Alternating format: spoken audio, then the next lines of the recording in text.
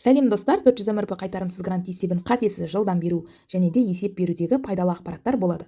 Маған тіркеліп лайк басуды ұмытпаңыздар. Видеоны соңына дейін қараңыздар. Сұрақтарыңыз болса, комментке жаза кетіңіздер. Міндетті түрде жауап беруге тырысатын боламын. Ең алдымен есеп берген кезде бізде отчетта қазір мен сіздерге көрсетіп өтемін.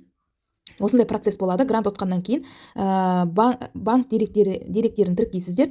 Договор сізге келеді, оған подпись қойып договор жасасасыздар. Сосын 3 ай сайын 4 рет отчет тапсырасыздар. Отчет барлығы біткеннен кейін ең соңғы осындай көк галочка жанатын болады.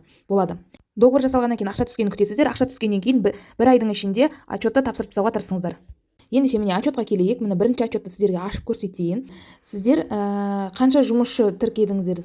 Өзіңіз жалғыз болсаңыз біреу деп қоясыз. Бизнес планда жұмысшы көрсеткен болсаңыз, міндетті түрде отчетқа қосатын боласыздар. Сосын товар атауын жазасыздар, қанша саны және бір штук бағасы қанша, соны жазып шығасыздар.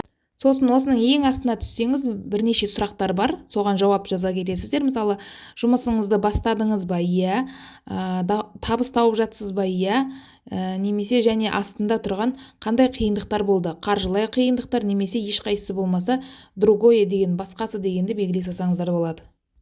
Астына документ тіркейтін жерге PDF форматында фото немесе жаңағы чектеріңізді салатын боласыздар. Бірінші отчетта міндетті түрде жаңа зат сатып аласыздар. Ол жаңа затты сатып алған кезде оған чек, счет фактура, накладная жасататын боласыздар.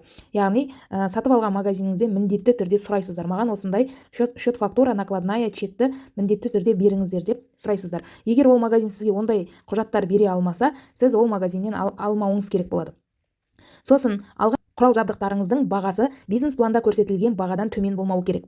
Сол баға болу керек.